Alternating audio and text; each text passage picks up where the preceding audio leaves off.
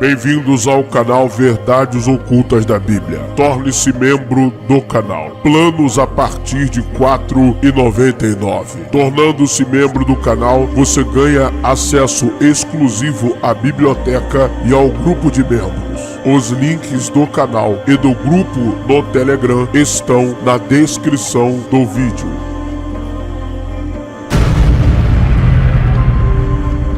Ative o sino das notificações. Olá, meus amigos, bem-vindos ao canal Verdades Ocultas da Bíblia. E vamos falar um pouco sobre os debates que existem em torno da arqueologia. Por que tantos arqueólogos, quando se trata do texto bíblico, divergem tanto de opiniões? Porque, notoriamente, aqueles que são chamados fundamentalistas religiosos mentem tanto sobre a arqueologia bíblica. Exatamente isso. Por que os fundamentalistas religiosos mentem tanto sobre arqueologia bíblica? Eu vou falar verdades aqui neste vídeo, dando dados científicos com uma excelente referência bibliográfica. A referência bibliográfica é o livro A Bíblia, a Arqueologia e a História de Israel e Judá, do professor José Ademar Kaefer, doutor, professor, arqueólogo. Na seção do seu livro A Arqueologia para Fundamentar a Bíblia, o professor trará as seguintes informações e argumentações. A grande limitação do grupo denominado conservador ou maximalista, ou seja, os fundamentalistas religiosos, assim como as escolas que se alinham com ele, é que somente se usa a arqueologia para fundamentar o texto bíblico.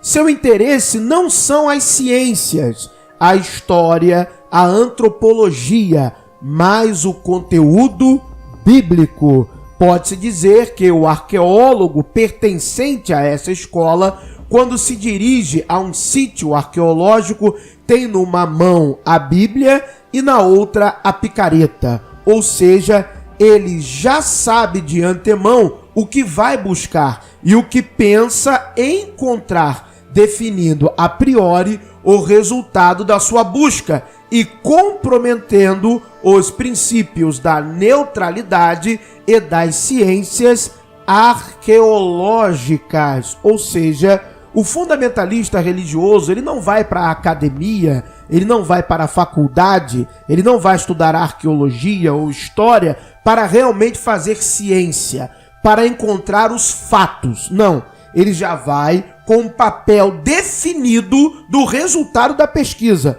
Ou seja, ele não vai encontrar algo, ele vai em busca daquilo que na cabeça dele ele pensa que já existe. E ele se utiliza do texto bíblico para fazer tais conclusões e fundamentações.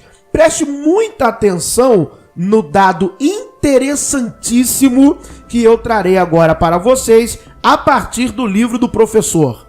Na segunda metade do século XX da nossa era, se escavou exaustivamente a antiga cidade de Jerusalém para encontrar resquícios que comprovassem a existência dos palácios e fortalezas de Davi e Salomão, e mais precisamente do fabuloso Templo de Salomão. Então, foi escavado exaustivamente. Já foram em busca de encontrar estas estruturas, mas nada disso foi encontrado. Eu vou repetir para ficar claro para o fundamentalista religioso, o fanático religioso. Não há nada. Aquele local, aquelas, vamos dizer assim, imediações da cidade de Jerusalém, ou a antiga cidade de Jerusalém, aquilo já está sendo escavado há décadas. Já vamos para séculos de escavação. Exatamente. E sabe o que foi encontrado acerca das fortalezas e palácios de Davi e de Salomão? Nada. Hoje nós temos aparelhos modernos que fazem mapeamento do solo, mapeamento geológico, através de equipamentos que emitem determinadas radiofrequências, monitoramento, escaneiam, mapeiam a região. Hoje em dia, você não precisa nem de uma pá, de uma picareta e ficar lá cavando. Você aperta um botão e toda aquela localidade é mapeada de maneira geológica. E sabe o que foi encontrado? Nada. Absolutamente nada. O que se encontrou foi nada além de uma pequena área fora dos muros da atual cidade antiga de Jerusalém, com algumas construções sem muros ou palácios. Quase um assentamento, ou seja, quase vamos dizer assim, um grupamento rural. Quase uma coisa pequenininha, um assentamento pequeno de pessoas. Esta foi a cidade de Davi, um assentamento. Você está entendendo a gravidade do negócio? Um aglomerado de casas que não poderia de forma alguma ter sido a capital de um império. Então estas são informações arqueológicas. Isso aqui é fato. Não é que quem escavou, todo mundo que foi lá escavar. Fundamentalista religioso, imparcial, ateu, todo mundo que foi lá, dedicou seu tempo, tecnologia investida. Sabe o que encontrou? Nada. Não há nada lá de Davi e de Salomão. Vamos continuar aqui com mais dados. Não tendo encontrado sinais em Jerusalém, ou seja, não foi encontrado, do poderoso reino de Davi e Salomão, ou seja, vou repetir, não encontraram nada, os arqueólogos foram buscá-los nas cidades de que Salomão teria reconstruído. Então, de acordo com a Bíblia, orientando-se fundamentalmente no primeiro livro dos Reis, capítulo 9, versículo 15, em que se diz que Salomão reconstruiu Azor, Meguido e Gezer, as três cidades fortaleza mais importantes do período do bronze e da idade do ferro 1. Então vamos lá, vamos escavar. Repetindo, é para massificar mesmo, é para entrar na cabeça. O que foi encontrado em Jerusalém? Nada. De Davi, Salomão, nada. Sabe o que é nada? Nada. Aí foram procurar fora. Procurando fora, vamos ler. E de fato, os sinais estavam ali, ou pareciam estar. Encontrou-se, entre outros, nos três famosos sítios arqueológicos, muralhas com o mesmo estilo de portão que continha 6 câmaras. Esse estilo só existia na camada pertencente ao período de reinado de Salomão. Presta atenção. Portanto, as provas das marcas do poderoso Império Salomônico pareciam contundentes.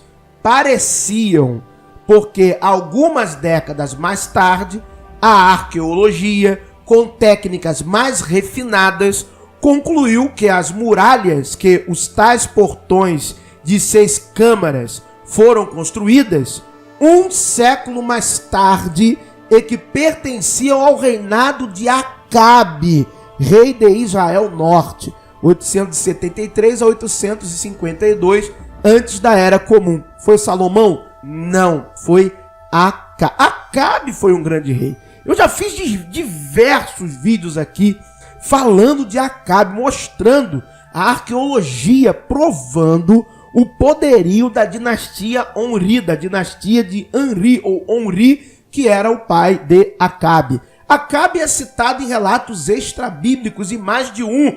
Acabe, sim, foi um grande rei reconhecido dentro e fora de Israel, com comprovações arqueológicas. E o deus de Acabe era o Javé, era o Jeová. O deus de Acabe era Yud-Re-Vav-Re, não era Baal, não. Mas tem lá o texto do ciclo de Elias. Não estou discutindo com o texto. Eu estou falando a realidade, a verdade, não a narrativa textual. Na verdade, na realidade, o deus de Acabe era Yud-Re-Vav-Re. Era o tetragrama. Isso tem achados em vários lugares em Israel. O deus de Acabe era o tetragrama. Esse era o deus de Acabe. Tá lá no negócio de Samaria, tá em outros locais também, relatos extra-bíblicos, o próprio inimigo de Acabe dizendo que o deus dele, que o rei dele, era Yud-Re-Vav-Re. Então, é o que nós temos de arqueologia e história. Foi também nessa perspectiva de comprovar o poderio econômico de Salomão, também já fiz vídeos aqui mostrando que, esquece, e sua influência no comércio internacional, que, por exemplo, Nelson Glueck escavou na década de 1930 o Tel el-Khelef, um pequeno monte no norte do Golfo de Aqaba. Glueck pensou ter encontrado a bíblica Azion Gaber, um porto que, conforme o primeiro livro dos Reis, capítulo 9, versículos 26 ao 28, ficava perto de Elat, e de onde Salomão comercializava no Mar Vermelho. O arqueólogo entendeu ter encontrado ali uma verdadeira fábrica de cobre dos tempos de Salomão, tanto que denominou Azion Gaber como Pittsburgh da Palestina e Salomão como magnata rei do cobre. Mais tarde se concluiu que o que Glueck pensava ser uma indústria não passava de alguns achados metálicos em um pequeno sítio que havia sido estabelecido ali no final do século VIII e início do século VII antes da Era Comum, e que no tempo em que supostamente o rei Salomão teria vivido, no século X, não passava aquela localidade de uma duna de areia.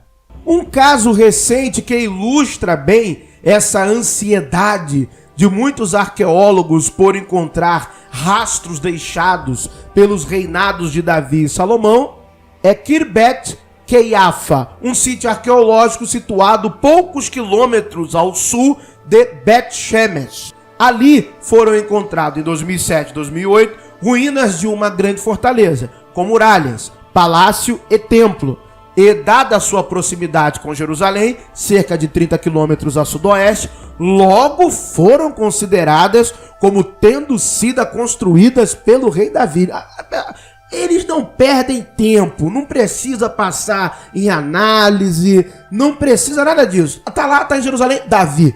É um absurdo isso. É um absurdo. Sem análise, sem critério, sem nada. Achou, olhou, Davi. Olha só, espirrou, é Davi. Tropeçou na pedra, Davi. Ei, meu pai. Porém, outras posições procuraram atribuí-las a Israel Norte, como foi visto mais adiante na obra do professor José Ademar Caef, provavelmente no tempo do rei Saul, pois seria mais uma prova contundente do alcance que teve o reino de Israel Norte já no seu início.